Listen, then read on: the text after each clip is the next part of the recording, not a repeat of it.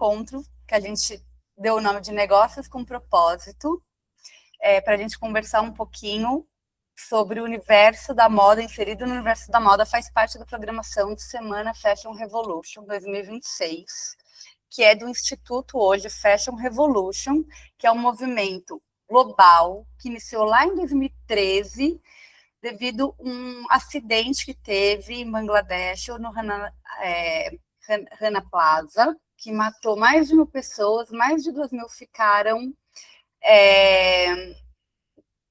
prejudicadas, que ficaram lesionadas, e com esse movimento, lá em Bangladesh, que desencadeou uma preocupação com o cenário da moda, porque viu que não foi um acidente, um mero acidente, era algo que estava sendo negligenciado, na verdade, que poderia ter sido evitado.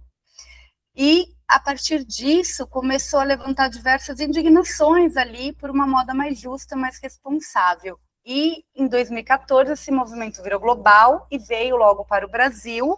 E, em 2018, virou o Instituto Fashion Revolution, virou instituto de fato. E ele acontece hoje em diversas cidades aqui pelo país. Ele atinge quase 100% dos estados hoje aqui do país. São mais de 700 ações que a gente tem, muitos voluntários, para conscientizar essa moda responsável, justa, por ações climáticas, né, na moda, e sociais também, que ainda, em 2026, a gente precisa falar, ainda relembrar, né, sobre isso. E aí, eu gostaria que vocês, super convidadas, profissionais aí, se apresentassem, para a gente deixar aqui esse momento também, né, fizesse uma breve apresentação de vocês, e só falar que eu sou, hoje, voluntária embaixadora, porque eu faço pós-graduação de Direitos Humanos na Faculdade Inova Educação, e aí eu entro como voluntária. Eu conheço o Fashion Revolution desde 2019, mas este ano, pela primeira vez, ao invés de ser convidada para palestrar, eu estou organizando eventos e momentos né, de trocas e sensibilizações para contribuir aí com esse movimento também. Posso aqui começar. Eu sou engenheira ambiental com especialização em qualidade e auditorias nas normas tanto de meio ambiente, qualidade e segurança ocupacional. Eu tenho a experiência em mais de 19 anos aí na área, principalmente serviços ambientais e consultorias em qualidade, em gestão de qualidade. Muito obrigada pelo convite.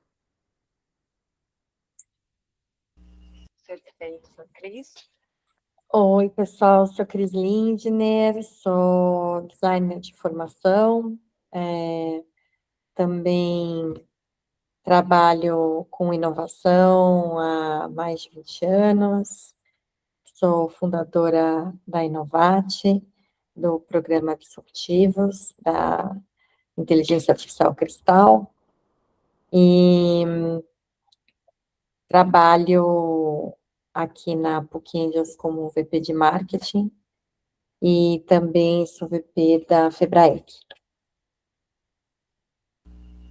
Obrigada. Bom, então, começar nosso bate-papo.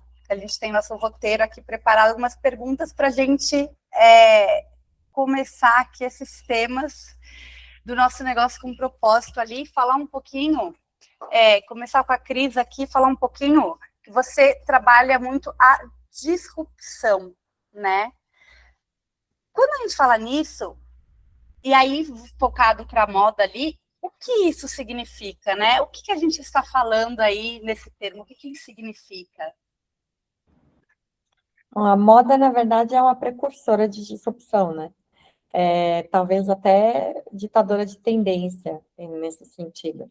Disrupção é quando você tem uma quebra de paradigmas, ou por cultura, ou por processos, ou algum tipo de realidade, ou alguma tecnologia, ou enfim, alguma forma da gente fazer coisas, e a gente começa a fazer de uma outra forma, né? Então, a disruptura, ela é uma quebra, né, uma ruptura, por isso que se chama, né, inovação disruptiva, por exemplo, ou inovação radical, né, que também tem outra nomenclatura, mas basicamente é quando tem essa mudança de uma maneira impactante, né, ou seja, muitas pessoas começam a utilizar ou a agir de uma maneira nova, e que isso influencia toda uma cadeia de ações e reações, né,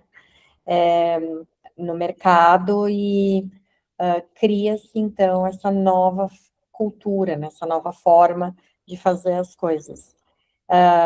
Um novo estilo de vida, enfim, uma nova, né, tendência de atitude humana. E aí a moda, então, é cíclica em criar novas tendências, né? Aliás, ela vive disso, né? Sim. A moda vive de criar rupturas, criar novas tendências. E aí, mas, o que talvez nem todo mundo saiba, ou que não é tão intuitivo, ou que é contra-intuitivo, é que existem ciclos de moda. Então, não jogue fora as suas roupas, né? Por quê? Porque daqui a 20 anos você vai usá-las novamente, né? Então, ela volta, óbvio, talvez com alguma particularidade, né? Principalmente por conta da tecnologia na parte da moda. Eu trabalhei bastante com moda, tem vários anos da minha vida, né? Trabalhei com a Conversão Star, trabalhei com a Keds, né? Trabalhei com várias marcas interessantes fazendo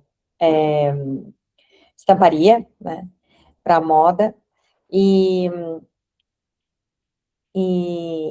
também trabalhei uma época no IED, né, e trabalhei muito com o pessoal ali de design de moda, né, e então eu gosto bastante, assim, né.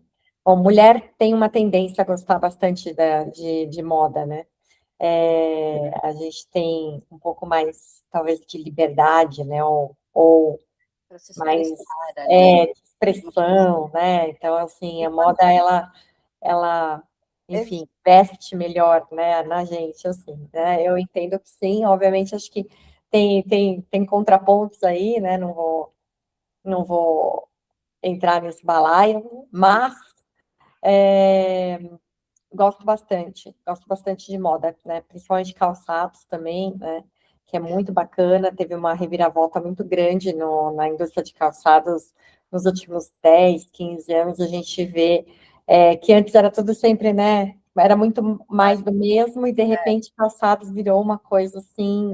Eu ia comentar isso. Quando você fala de disrupção, né? E aí a moda, sim, sempre ela depende disso, ela precisa até disso para se alimentar ali com as tendências. E a gente está numa era disso também, né? Até o próprio Fashion Revolution, ele tem a proposta dele é essa, né? Que sejamos todos disruptíveis ali, né? Para a gente conseguir quebrar conceitos e preconceitos, como já aconteceu com brechós, que sempre teve, mas ciclos que não eram bem vistos, e hoje ele é bem visto e faz parte da circularidade ali, que a gente entende ser necessária, que faz parte para exatamente reaproveitar, não jogar fora, né? Você pode reutilizar, reaproveitar em diferentes formas, então a moda depende disso, até para o meio ambiente, nas inovações que a todo instante vem vindo, né? E aí eu queria fazer um gancho com a Maria Júlia sobre isso, porque essa parte ia comentar de certificações e selos, que quando a gente fala nas inovações, nas tecnologias e em fazer novas ações, né, muitas empresas recorrem às certificações, que elas querem, que é um meio de comprovar aquilo que elas estão desenvolvendo e melhorando, né? Existem algumas no mercado, não só para a área de moda, mas de maneira geral, as ISOs são as mais conhecidas, normas internacionais, que a gente sabe que são muito importantes, mas algumas elas são um carimbo, né? Apenas um atestado, mas não vira de forma sistêmica, elas não dão continuidade àquela ação. E aí eu queria, né, ouvir de você um pouquinho como você enxerga isso, esse papel de obtenção do selo e esse papel do negócio, o que realmente é ser um negócio responsável, enquanto esses selos que são, às vezes, desviados ali, de fato, a função deles. Eu vejo, assim, as certificações, ela envolve aí também uma mudança de cultura, né, como a Cris estava comentando.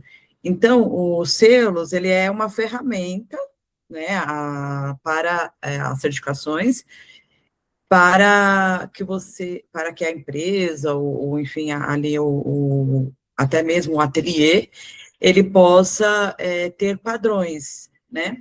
Então, ter padrões de operacionais, padrões de seleção de fornecedores, padrões de trabalho, padrões de seleção de material, porque, por exemplo, dentro da moda, tem se falado bastante do tipos de algodões, né? Algodão peruano, aquele outro mais comum, então tem se falado bastante. Mas, além de envolver ali o tipo de material, tem que também ter ali a costura correta, as pessoas que trabalham no ambiente, a moda envolve também bastante a questão social, então, ter um selo não exime responsabilidades, ele traz ali uma transparência, né, de padrões e daquilo que você quer comunicar ao fornecedor, ao cliente, mas ele não exime a responsabilidade. Então, a partir do momento que a empresa vê o selo, a certificação, além daquilo que é só o papel na parede, que é, então, você definir processos, definir monitoramento, medições, indicadores, definir visitas aos seus fornecedores, até mesmo pesquisa junto, não uma pesquisa tradicional, né, mas já envolvendo aí a inovação. Então, eu acredito que somente na questão da moda, tem que sair daquilo que é tradicional, para ir realmente inovar e cativar ali o cliente, você saber como pesquisar junto ao cliente o que ele quer, o que ele deseja, qual que é o seu nicho, né? Então, é isso, né? Então, as certificações, ela abre portas e abre a mente também, né? Quando você vai além ali do selo. Exato, e especialmente na área da moda, um dos problemas que mais existem ali é quanto a resíduo, né? A parte ambiental, que é um dos maiores impactos, realmente. A parte social que a gente vê atualmente, um dado interessante é que o governo mantém a lista suja, né, de trabalho análogo escravo. Acabou de ser publicada agora no dia 6 ou 9 de abril, e nós temos 6 confecções ainda que aparecem lá, que foram pegas com trabalhadores, né, sujeitos a péssimas condições, aí, trabalho análogo escravo, ainda hoje, né? E a gente vê a área de moda, são confecções de nomes que não são conhecidos, mas que trabalham fazendo roupas para grandes marcas. Até tem influenciadores aí que estão utilizando. Estava vendo na mídia que saiu exatamente sobre isso. Então, quando você não fiscaliza, né, como você falou, você pode ter o selo, mas se você de fato não continua atuando em cima, se você não tem isso para si como uma cultura, né, de fato, se você não mudou a chavinha de fato e não continua indo atrás e verificando, a gente vai continuar tendo esses casos, acaba não mudando de fato, né? A gente fez o famoso para inglês ver, mas não de fato que aconteceu. E eu acho que o propósito do selo não é isso, né? Quando ele foi pensado, a intenção jamais teria sido essa de carimbo uma vez e esquece, né? Esquece. E não volta. E aí o ser humanozinho vai lá, muito criativo, né? Eu brinco que a criatividade paira e acaba desviando a finalidade da coisa ali, do propósito. E aí, eu ia voltar para a Cris, fazer um gancho, que daí na pesquisa da Transparência Internacional, que eles lançaram em 24, do próprio Fashion Revolution, desenvolve pesquisas.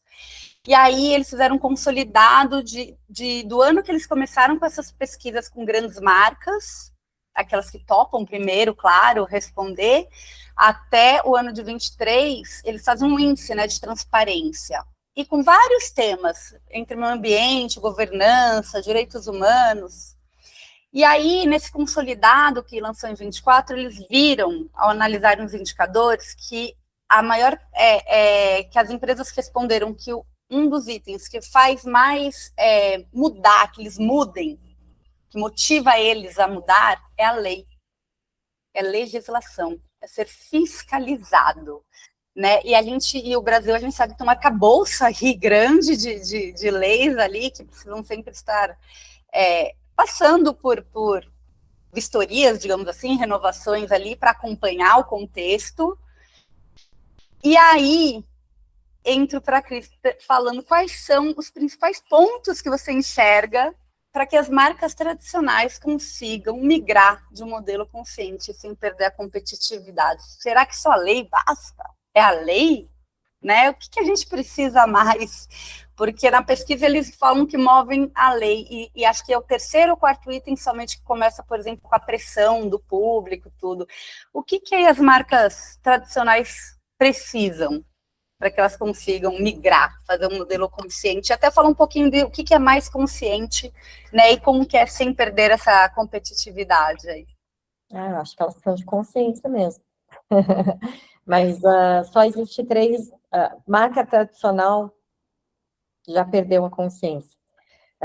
Então, infelizmente, eu não tenho nenhuma esperança, vamos dizer assim, ou expectativa, esperança não seria o nome, mas expectativa de que qualquer marca tradicional vá... a gente tem muitos problemas acontecendo com as marcas tradicionais, né? Já para começo de conversa, as marcas de luxo internacionalmente já estão... tiveram até aquela guerra com a China, né? Deles terem, né, ultrapassado as fábricas justamente por conta desse tipo de trabalho, mas, né, quase que escravo aí. E eles falaram, olha, não, é feita aqui, né, a Louis Vuitton é feita aqui, então, você pode comprar uma Louis Vuitton, e aí derrubou o preço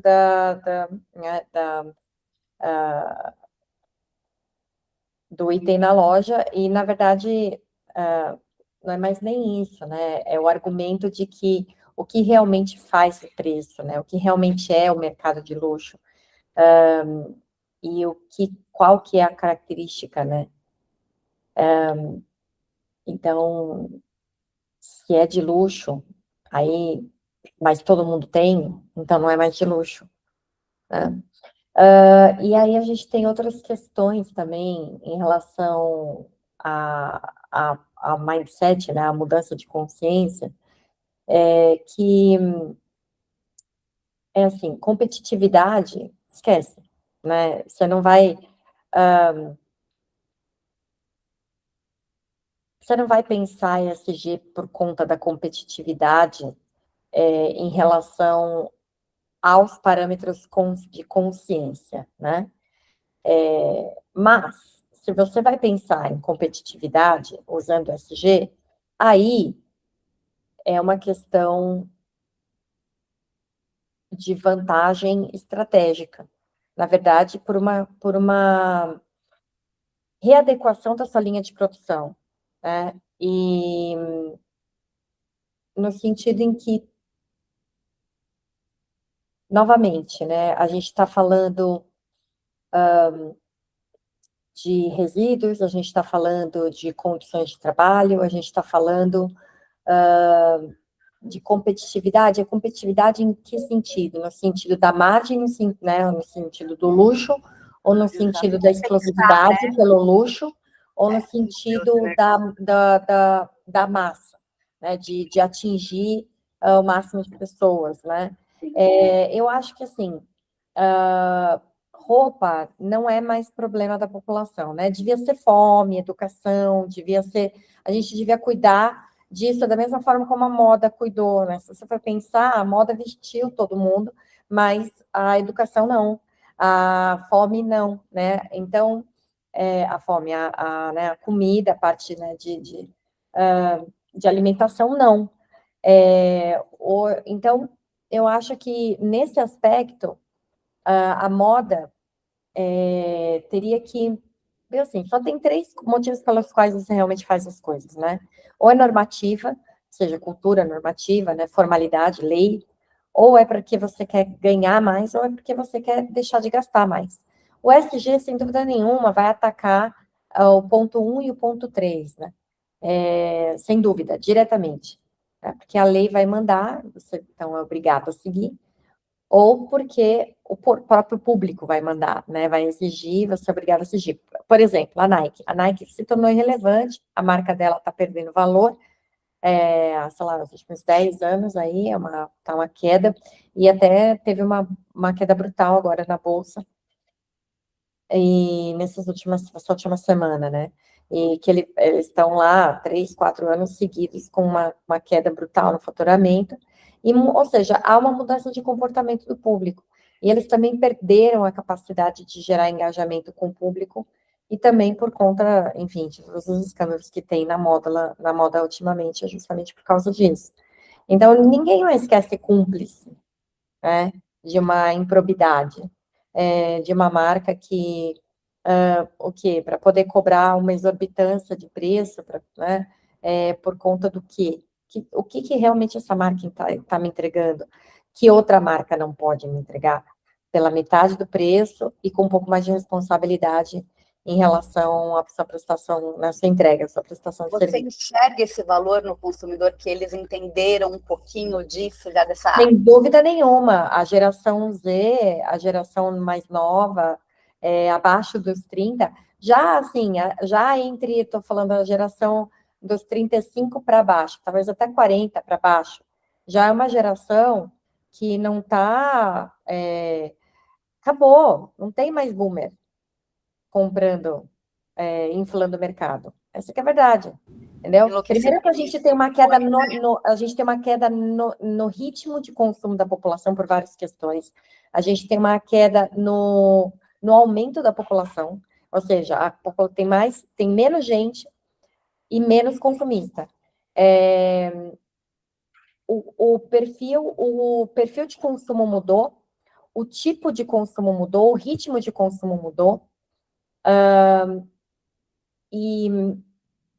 E as pessoas estão querendo até coisas que, se for por uma questão de experiência, vale muito mais a pena, por exemplo, eu fazer com uma impressão 3D, a Nike fazer uma máquina de fazer calçado, que todo dia você põe um design novo no pé, e você recicla ele no final do dia, na sua própria casa, e você compra pelo design. E não pelo, né, porque o design ele é descartável, né, ele é renovável ou regenerativo, e você reutiliza material, e você pode comprar o material bruto, e aí e a máquina vai ser diferente, enfim. Então, dá para repensar todos os negócios de uma maneira muito mais interessante, mais... aí sim, não é pela experiência, né, mais renovada, enfim, muito mais interessante fazer algo, né, nessa linha do que pensar. Tem que repensar de uma maneira geral a cultura da moda, para que a moda serve, o que ela caracteriza. As pessoas também são múltiplas hoje, elas são muito complexas, né, elas podem ser complexas, elas não precisam mais ter o mesmo papel sempre, o tempo todo. Ela não é aquela... A pessoa, dependendo do lugar onde ela vai de um estilo, vai de outro, vai de outro. Então, não tem mais aquela coisa de você ter um armário... por isso que o brechó tá legal, né, em termos de renovação, porque você vai lá, você devolve uma coisa, pega outra, você devolve uma coisa, pega outra, você vai trocando, né? Minha sogra é legal, porque minha sogra ela ama brechó, né? Ela é bem mais velha, né? E, na verdade, ela tem uma mentalidade extremamente mais jovem, assim, que é a maioria das pessoas que eu conheço da minha idade, né? E ela tá toda semana, ela tá trocando o estilo. Ela tem até um estilo e tal, mas ela toda semana tá trocando coisa, né? Ela renova o armário e não fica acumulando peça. Não fica com aquela coisa de peças de 20, 30, Não uma 40 anos. compradora de acumular, de comprar por comprar, né? Mantém em circulação. Não, de ficar, eu tenho 20 pares de sapato, né? Eu tenho 60 pares, tenho 100 pares de sapato, um para cada ocasião, e eu uso eles, tipo, alternados durante o ano inteiro, né? Eu uso uma vez, 2 vezes um par, né? No ano. Quer dizer, e você fica lá com aquele armário com 100 pares. Não, toda semana eu troco e vou renovando, porque agora tá. Então, eu acho que o design ele está ficando, inclusive, ficando mais rápido o vencimento dele. Inclusive, os ciclos da moda que antes levavam 40 anos, aí passou a ser 20, passou a ser 10, né? E agora, já em 5 anos, na verdade, anualmente, você já tem. No ano inteiro, você vê, às vezes, uma moda acontecendo de estação em estação, você vê a moda trocar, né? Então, eu acho que cada vez mais a moda vai, o design de moda ele vai se renovar. Na verdade, cada vez que você tiver que sair de casa. Eu queria um design novo, né? Eu queria renovar. Mas como que você faz isso se não for através da reciclagem? Através da reconfecção em casa, né? Mas mantendo como sua estratégia, na verdade, tem um foco dessa sustentabilidade, né? Sem se perder, tentar, né? Relacionar para não perder isso, não gerar por gerar algo, né? Só porque isso é um grande problema também, que foi enxuga, diminuindo as coleções, aumentando essa produção e tá ficando, não é que está ficando para trás, mas a evolução da reciclagem não acompanha. Não, então, mas aí é que eu falo, essa é a mudança da mentalidade que você me perguntou se as marcas tradicionais. Eu falei, o problema é a mentalidade, é a cultura das marcas tradicionais. Por quê? Porque quer fazer costura de forma tradicional, não está repensando a sua parte tecnológica em termos de produção dessa moda, né? Porque poderia fazer com coisas mais descartáveis, com materiais mais descartáveis, que sejam regeneráveis, né? Você não precisa ficar vestindo. Tudo bem, você pode ter certas peças com certos tipos de características, mas assim, cadê as máquinas? Cadê reinventar as máquinas, né, para fazer uma costura regenerativa? Do lado, né? Você está inventando uma coisa do outro lado para compensar realmente circular de fato verdadeiro ali, né? Para compensar aquela produção que você está gerando extra. E isso ia jogar agora a pergunta para Maria Júlia, uma coisa que a gente está falando tanto de gerar mais essa produção, mais que a gente precisa acompanhar. Nós estamos nos reinventando, nosso vestir, a nossa forma, e buscando sermos múltiplos ali, né, nos descobrindo a cada dia. E a moda tentando, como você falou, acompanhar com o design, mas aí aumenta a produção, e não é verdade que aumenta a forma de pensar, fica falho, e aí isso tem um impacto direto em toda a cadeia dela, na verdade, né? Porque a grande moda, a gente sabe que dita isso, exerce uma pressão que vai para toda a cadeia, que se espalha, sejam as oficinas de costura, tem a parte de lavanderia, e a gente sabe que o ecossistema da moda, ele é muito grande, quer dizer, nem todo mundo sabe, né? Ele é muito dividido em silos. O Brasil é um dos países que consegue deter toda a cadeia de moda, no país tem toda a cadeia de moda. Aqui no Brasil, a gente não depende, então, tinturaria a gente tem, a lavanderia a gente tem a tecelagem, estamparia, a gente tem as confecções, então, toda a cadeia que permeia ela, luxo, joias, enfim, né? Mas falando mais roupa propriamente dito, a gente tem por toda a cadeia que precisa para ter uma roupa final, digamos assim, o produto final para o consumidor está aqui. Então, a gente tem essa cadeia aqui que é pressionada a todo momento por essas grandes marcas ali que pressionam um estilo novo, mudar, mas falta dar esse suporte, que normalmente a cadeia são de empresas menores, pequenas, que não conseguem, talvez, investir tanto no novo, né, para atender essa necessidade que vai se gerando nova de reciclar, ou dos impactos ali que se gera. E aí eu queria perguntar como uma marca para ela ir além do selo, né? Tanto a grande como essa pequena, para tentar se reinventar, como que a gente vai ter ações de fato para que elas se perpetuem, se perdurem aí? Quais são esses pilares essenciais que a gente construir uma cadeia de valor mais justa, com tamanha pressão aí que essas grandes impõem nesse ritmo acelerado, e para ser uma cadeia justa, rastreável, e aí manter esse reconhecimento de fato também no mercado, né?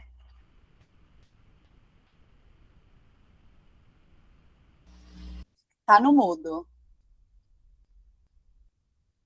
Desculpa-me. A empresa e a população, de modo geral, deve entender que é um processo contínuo, né? E rápido. Principalmente os pequenos e os maiores também, eles têm que envolver parcerias, né? Tem que realmente ter um ecossistema ali consolidado, no qual você tem, por exemplo, um projeto de circulação, né, da moda, o projeto de reciclagem, o projeto, por exemplo, ali que faz ali a conexão de uso do refúgio de máquina de costura. Então, tem que realmente montar ali parcerias e tem que ser algo, um dos pilares é a rastreabilidade, né? Então, uma rastreabilidade real. Não somente, esse aqui é o meu fornecedor, esse aqui é quem faz, essa aqui é a loja que compra. Não, tem que ter a rastreabilidade real ali no ciclo de vida daquela peça, por exemplo, ali um vestido, um sapato, enfim. Então, até a Cris comentou que algumas peças, elas são mais duráveis, outras não tanto. Então, realmente, conhecer ali o que você está integrando, né? O que está sendo vendido, o que está sendo consumido, para você ter a rastreabilidade e ali montar ali políticas internas, metas, decisões alinhadas ao propósito, né, da empresa. Então, eu acredito que as empresas e as marcas menores, ela tenha um propósito mais claro, né? Então, elas conseguem ali transmitir para o fornecedor, para a população, qual que é o propósito dela, e isto faz com que as pessoas a procurem, né? Eu vou comprar essa marca porque ela gera, ali não é somente uma roupa, é algo com propósito, com valor, né? Não só o valor financeiro. Então, eu acredito que as empresas, para ir além dos selos, elas têm que realmente, primeiro, definir o propósito, né? E ter uma relação justa com fornecedores, com todas as pessoas, empresas envolvidas ali ao longo do ciclo, né? Então, o fornecedor, aquele produtor pequeno da matéria-prima, a parceria da lavanderia, do brechó ali, ó, de repente, ou ali um aplicativo que faz ali, conecta a empresa, brechós e pessoas que querem, ali sempre fashionista, né? Então, ali as pessoas não querem mais se vestir igual o ano inteiro, elas querem realmente mudar. Então, você vai no festival, você vai com um estilo, você vai para um congresso, é um outro estilo. Então, de repente, ali montar a parceria, o ecossistema, para realmente ter essa conexão entre os clientes, fornecedores, enfim. Então, eu acredito que para ir além do selo, a empresa tem que pensar além, em termos de propósito, consciência, governança, relação justa e transparência, né? É isso que eu acredito. Que vai muito o que a Cris fala mesmo, né? Mudar a chavinha realmente, né? Para que aconteça esse propósito mesmo no negócio ali inicial, né? Tem uma metodologia que eu gosto muito, que ela veio um pouco com a lei de privacidade, que ela fala o by design, né? Que é o desde a concepção, né? Desde do início, do planejamento. E aí a gente consegue utilizar essa metodologia, esse conceito para N coisas, inclusive a sustentabilidade, o propósito, né, o fazer intencional ali, que é o que a gente busca, que é o que a gente, né, está tentando conscientizar, digamos assim, espalhar isso para que de fato aconteça, saia do pensar somente, vire de fato parte da estratégia dos grandes que pressionam os pequenos para que todo mundo junto vai conseguindo, né? E um exemplo que eu vejo que deu um pouco mais certo ali, não que haja 100% certo, mas que está num caminho, é a Natura, que ela há muito tempo ela trabalha os fornecedores, porque ela depende do pequeno, porque ela trabalha com produtos sensíveis ali do Amazonas, tudo, né? Extremamente sensíveis, naturais, tudo, que exige que ela tenha um negócio de fato sustentável, toda a preservação e que acolha essas famílias, porque muitos são empresas familiares, até pequenos empresas, e ela faz uma jornada, por exemplo, quando ela identifica algum problema, ela não descarta, como alguns fazem, ou alguns nem olham o problema, ou alguns olham e descartam o fornecedor, ela vai pelo meio termo, ela olha, e se há algo que não está adequado, ela ajuda, ela acolhe esse fornecedor, para que junto ela ajude a se desenvolver numa governança, né? Até nos processos que estejam mais adequados e que consiga escalar um pouquinho para atender ela, uma via de mão dupla ali, que eu acho que é uma boa virada-chave, um bom modelo de negócio ali, que não é comum, que a gente não está acostumado a ver isso, né? Ou as empresas nem ligam para o fornecedor quem é, porque é, como é, o que fazem, se paga justo, se não paga, ou se identifica algum problema, só descartam e falam, isso daí não serve para mim. E poucos, de fato, chamam, de fato, para falar, deixa eu te mostrar, né? Vem cá que eu vou te ajudar. Vamos juntos desenvolver isso, né? São pouquíssimos ali, eu conheço só a Natura, de fato, que faz esse apoio técnico. Exato, que encaixa exatamente neste tema hoje, o fazer com propósito, de fato, né? Ela colocou como estratégia, ela entendeu que o negócio dela tem que se provar sustentável, que ela depende de produtos, componentes que são sustentáveis e tem que provar isso, não basta o selo, né? Ela tem que evidenciar e se comprovar a todo momento. Eu acho que encaixa exatamente nesses dois, né, nos temas ali que a gente está falando, exatamente essa viradinha de chave. E aí eu queria saber de vocês, trabalho de vocês, experiência de vocês, dicas ali, né, o que vocês mais ali para deixar aqui também gravada aqui hoje no nosso dia, de dica ali, seria o próximo passo, ou para essas empresas para mudarem, ou para quem está começando, de repente, um negócio, já começar sustentável, né? Já colocar isso, de fato, na estratégia ali, que é o que a gente está falando, já começar com a chavinha diferente.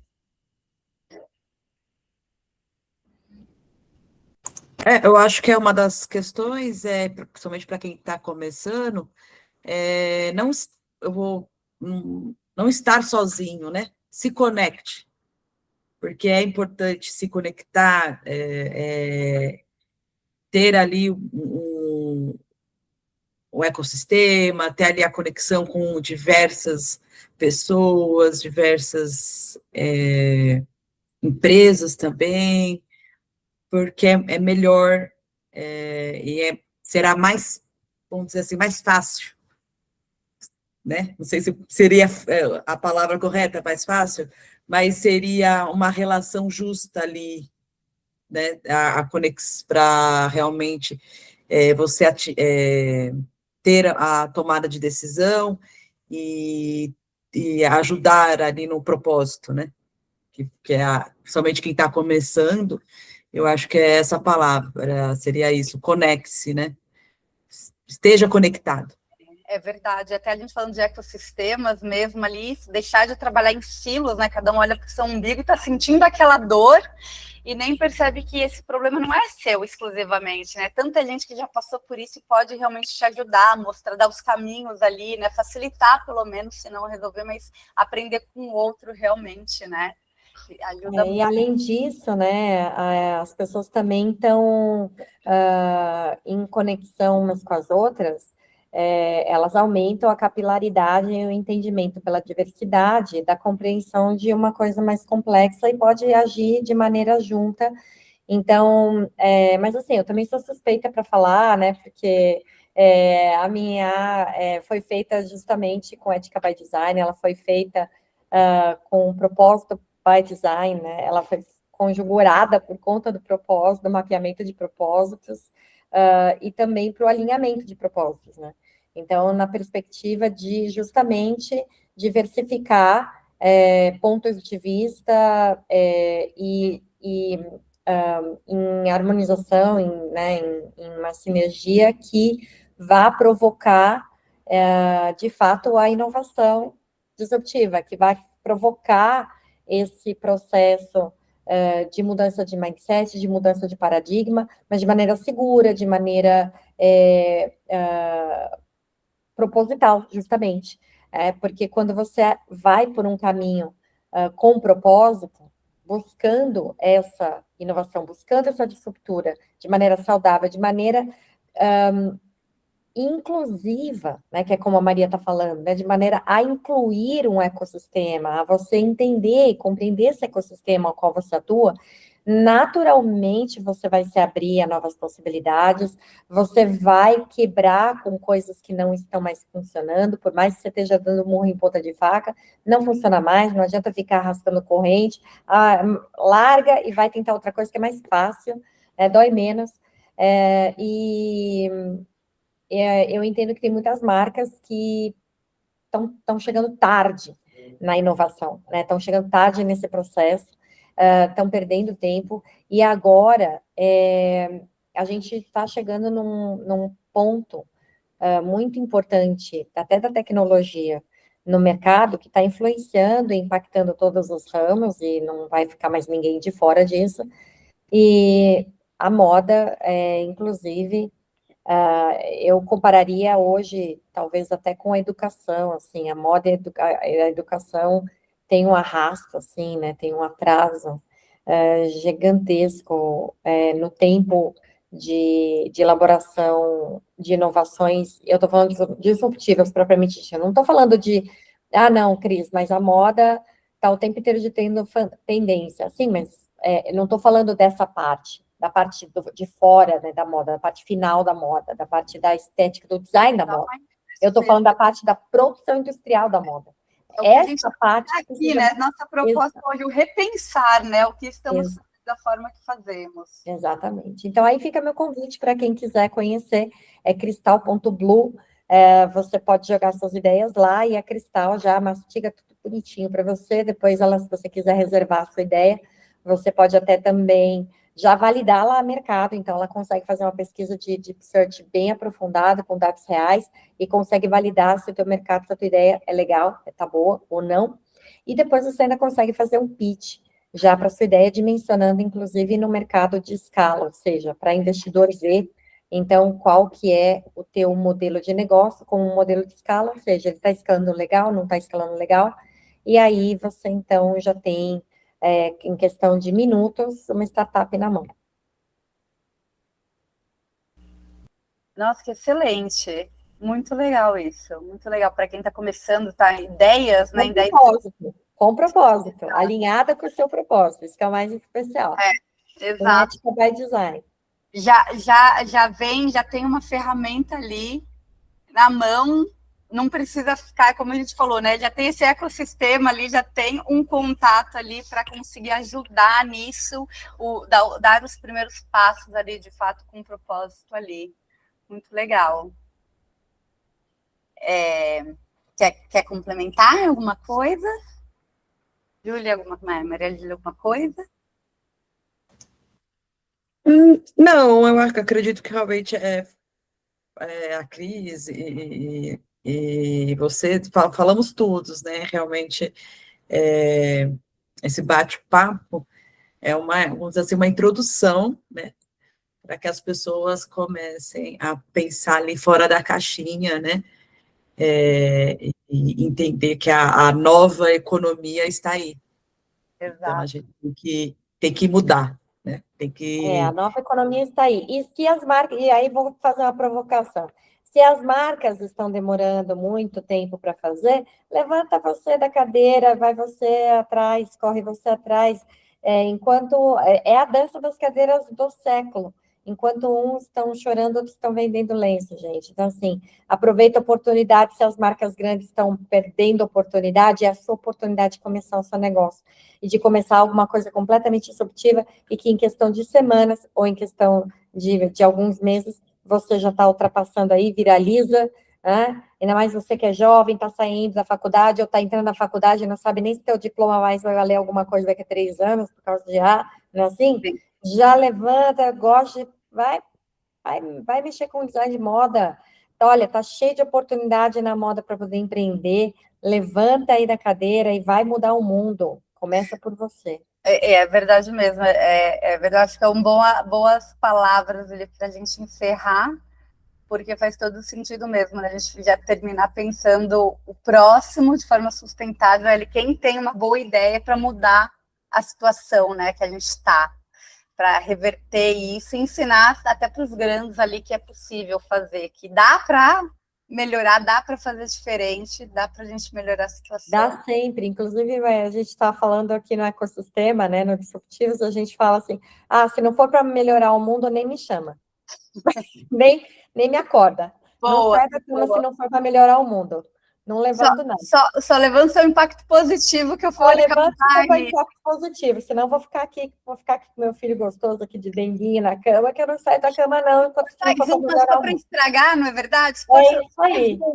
Só mais uma para estragar ali, aí ninguém quer. Para melhorar.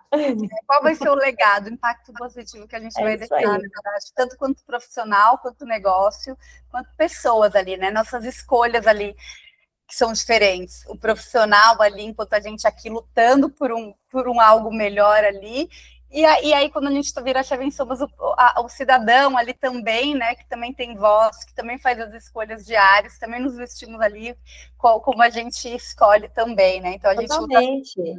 E o consumidor hoje já está demitindo as grandes marcas que não estão nessa jogada, coisa simples. Tem muito mais voz, né? Agora o consumidor que está demitindo as grandes marcas. Não vai fazer direito? Então está demitido. Inverteu o jogo. Exatamente. Adorei. Muito obrigada, gostei muito desse bate-papo aqui. Achei muito bacana, acho que dá muita conversa, assim, de fato, para explorar ali, sabe? A gente vai falando assim, eu fui pensando em diversas outras conexões e outros dados do mercado mesmo que acontece, que tem ali, que dá para pensar em muita coisa que precisa ainda mudar realmente ali, muita coisa que a gente tem que tirar do papel realmente, não basta carimbo nenhum ali se a gente não faz acontecer de verdade ali. Gostei muito, agradeço demais vocês. Vou parar aqui. Obrigada. Gente. Obrigada.